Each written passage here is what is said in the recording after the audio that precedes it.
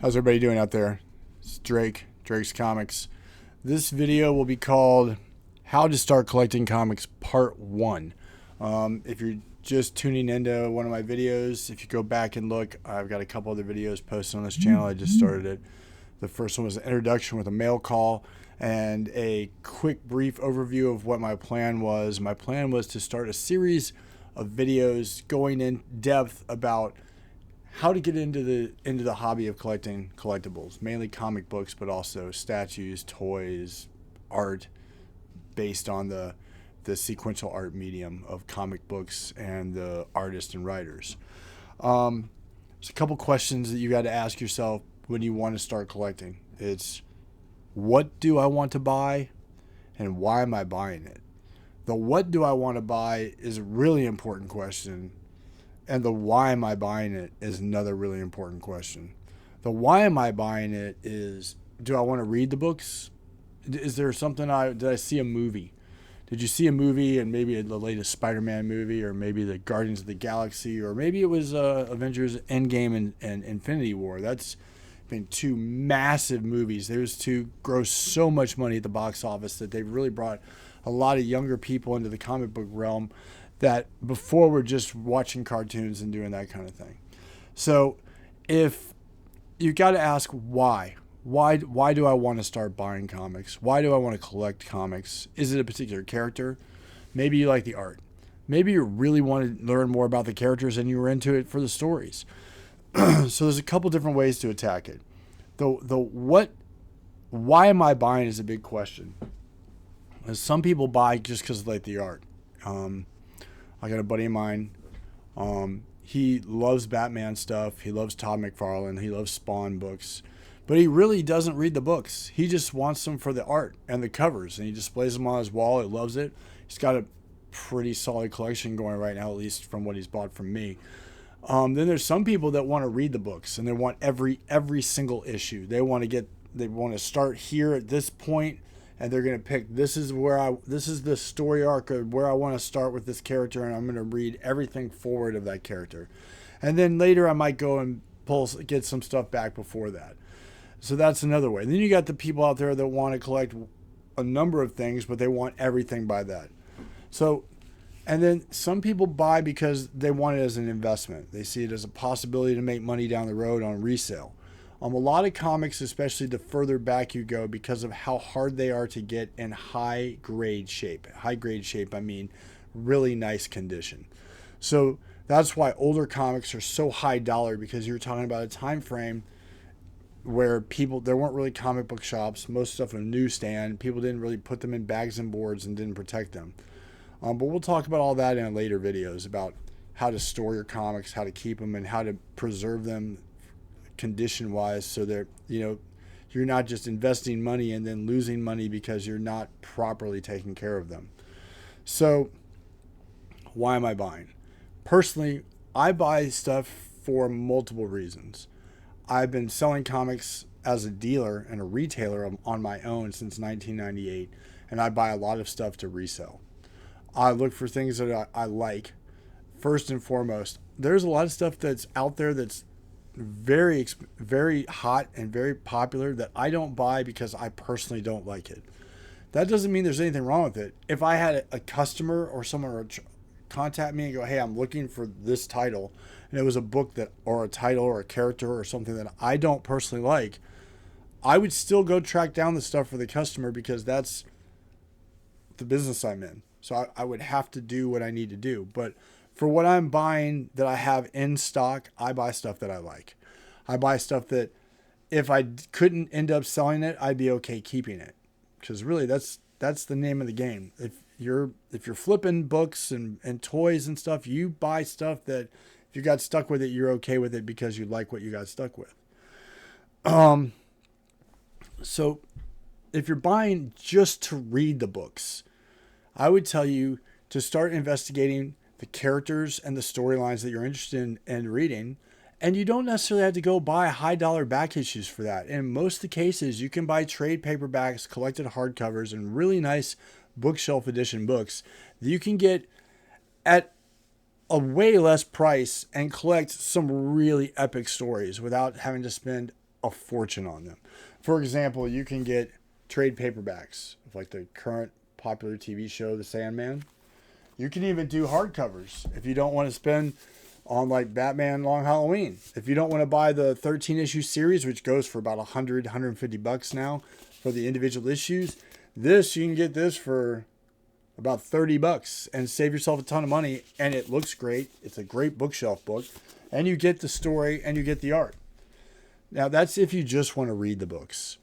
Maybe you want to collect the books and you don't mind paying the extra money and you want the high dollar books so that later on you can turn around and flip them or sell them, or you can hand them down to like a son or a grandson or a daughter or a granddaughter. Because comics aren't just a thing. Back in the past, it was this thing with, oh, it's just for guys. But there's comic books, and this medium has got so many different niches and different sides and portions and places that anybody and any walk of life of any type or style of interest, you can find it in the comic book medium. And like I said earlier, it's a sequential art medium. So basically what you've got when you get a comic book, this really is anywhere from a 13, 14 to 25 to 18, maybe 30, in some cases 100 pages of storyboard based out scenes that could be put into a TV show, an animated feature, or a movie. So there's a lot of art interest in the industry. A lot of people are into it just for the art. They don't really keep up with the writers too much, but there are some really great writers out there. In fact, I love a lot of different writers, and if I see their name attached to something, it immediately makes me very interested in reading it. A couple of those writers are like Scott Snyder and Jeff Loeb. These two are, did I say that right? Is it Scott Snyder or is it John Snyder? I think it's Scott Snyder. Now I'm second guessing myself. But anyway, the point is some of these writers in the comic book industry write a lot of TV shows and a lot of feature films already. So they also do the comics. And some stories that have been formatted from the comics to the big screen, the writer from the comic didn't have anything to do with it, but they used his work. So you could be into it for writers, you could be into it for art. I like both. I like certain story arcs by characters. I used to want to buy, like, Amazing Spider-Man was my title, and I wanted to get every single book in the Amazing Spider-Man run. So I would go out and I would just start filling holes. I had a list of everything I had, and I'd just be like, all right, I need this. I see it. I need that issue. I'll buy it. I need that issue. It didn't even matter what the story was or not. I wanted them all. I wanted the whole run. As I got older and I started looking back and realizing how expensive the first 30 issues of that book are, I'm like, I might not be able to get all of these issues. And then storage becomes an issue because, I mean, when you first start, you only need a couple boxes. And a lot of people use long boxes. I don't use long boxes. I like short boxes. They're lighter. They're easy to carry and move around. And to be honest with you, you can store short boxes in a decent stack and they don't take up as much room. And you can go up with them and they fit in closets better. It's just, if you got to move and you move multiple times, long boxes are heavy. They hold about anywhere from 250 to 300 books if they're bagged and boarded. And it's a back-breaking issue. So consider short boxes over long boxes. All right. So why am I buying? You've got to answer those questions. If you're buying because you're trying to do an investment and you want to maybe speculate, this is going to be hot, I'm going to buy this, I'm going to turn around and flip it and make some money. A lot of people do it. There's nothing wrong with it. It's kind of like the stock market. You're watching stuff, you see it, you take it, you're like, I think that's going to be it. Boom. I would tell you, if you're new to the industry, you would want to connect with a friend or somebody that's already collecting that has some insight into the things that are always popular and hot. Like, for an example, J. Scott Campbell is an artist in the industry, and most of his stuff is always really hot. Every single thing he puts out is not like immediate gold, but you can usually flip it if you get it at the right price for it. You're not going to lose your money if that's what you're into. There are other people that are really popular that like the cover I just posted. This is a Peach Momoko. It's a new artist, been very popular the last couple of years.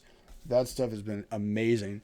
For me, I like classic stuff. Like, this is a newer Amazing Spider-Man, number 31. It's there. If they had not ended all the Amazing Spider-Man issues, this would be 925. But the cover and the interior art, it's John Romita Jr. He's one of the artists that I really like. And I keep up with it because of the artist, and I like the stories, and I'm a diehard for it. I also am really into Hulk. This is a new comic, brand new Hulk, Incredible Hulk #2.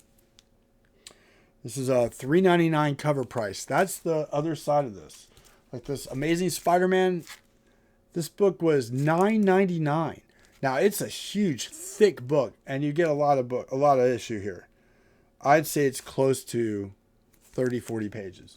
But $9.99, that's expensive. And it's because of the quality of the paper. Then I also like this story on through Boom Studios called Something is Killing the Children. This is number 29. This is one of the newer issues. I like She-Hulk, new issue, new Marvel book. That book is also $3.99. This one's $3.99, so it's $4 a pop. They do some really special, cool stuff, like the Batman Who Laughs Last #1. This is a $4.99 cover by Snyder. We were talking about it. Then I like Ninja Turtles too. Last Ronin. This book was $11.99, and it was a tie-in to the Last Ronin series. These are brand new books. Then you got books like Spawn 300. This came out about 2 years ago. This book retailed for $7.99. $7.99 then. Now this book would probably be $9.99. So the point here is, you got to have a plan. You have to know what you really like and why you want to buy it before you just start buying stuff. Because you could just start buying stuff and be like, wow, I got this stack of stuff that I got nothing to do with. So buy what you like and what you won't mind being stuck with. If you're going to do new books, really decide if you're buying it because you want to read the story arcs or you just like covers. And it doesn't matter which it is, because it's at the end of the day, it's your collection. You got to buy what you like and what you're going to want. If you're buying it to resell, new books, there's a lot of stuff going on with new books right now. The prices are crazy. The print runs are really low. So the upside to that, a couple years from now, once the industry kind of levels out and they get everything figured out, if the printed medium is going to survive and keep going, then the books that are coming out right now are such low print runs.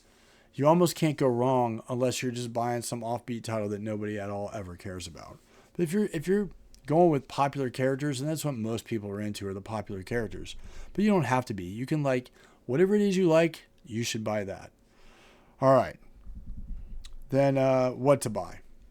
Are you buying characters like Amazing Spider-Man or Hulk or Batman or Captain America or Iron Man or those characters? Because if you are, then you've got options. You could go far back into Golden Age or Silver Age books where you could spend thousands of dollars on certain issues or hundreds of dollars on certain issues and buy like first appearances of villains and first appearances of this or all kinds of different types of books. And then you go all the way up through all the different time frames, 60s, 70s, 80s, 90s forward is considered modern, but you got gold, silver, copper, and bronze. That pretty much takes you to anything before the 60s, the 70s, and the 80s, and then the 90s forward as modern.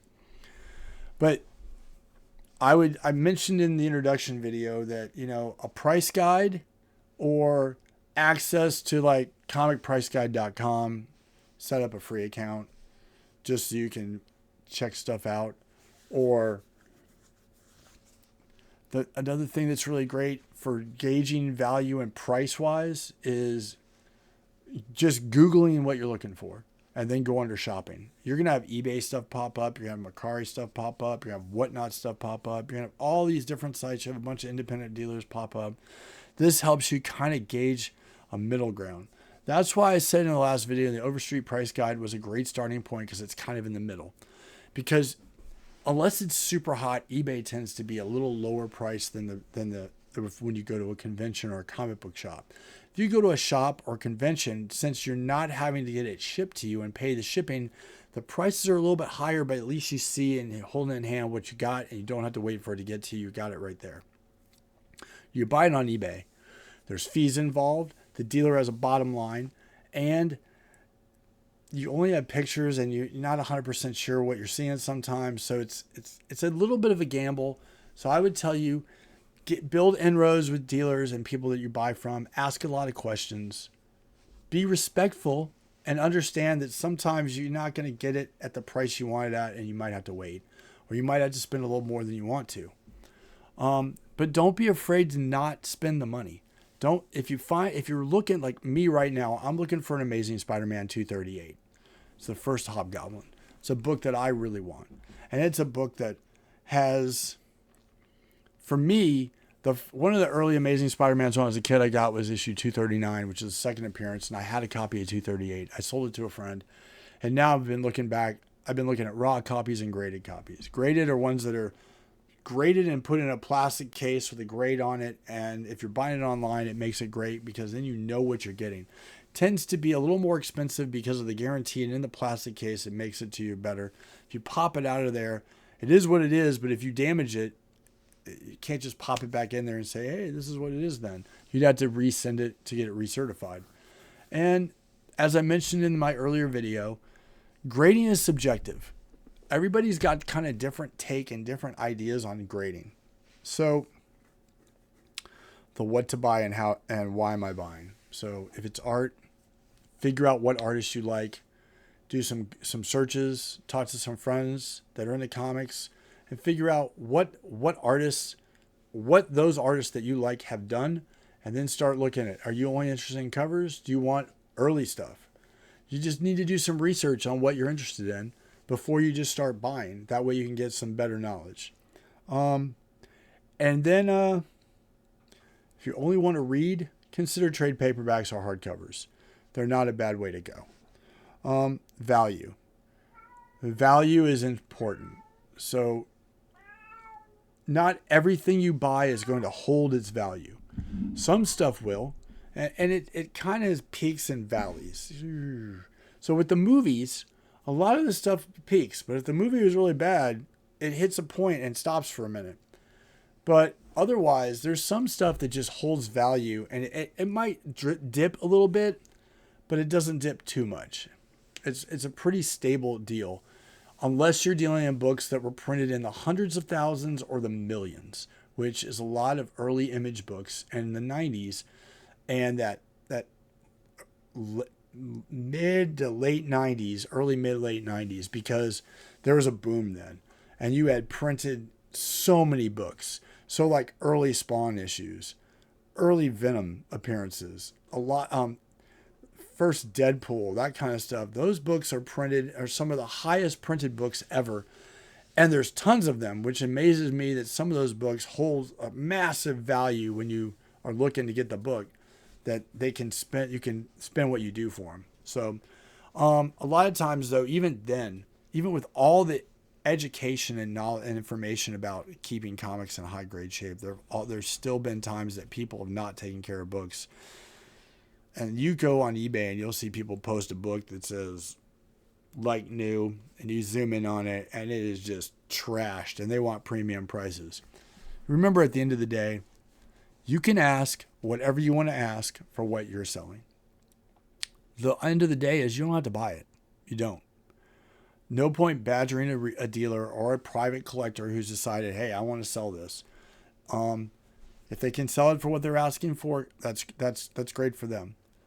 I've walked away from a ton of deals because I've tried to make a counter offer that's in the realm of what a book is actually worth, or what I'm willing to pay for the book. And the seller can always say no, and they do. And sometimes they don't. So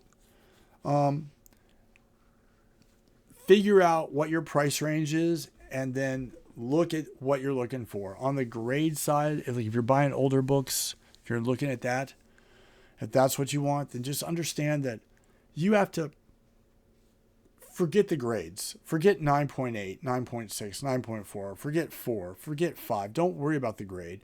Find a book that aesthetically means it looks okay to you. And if the defects in what's going on with the book will work for you and you're okay with it, and it's in a price range you can deal with, that's what's really important.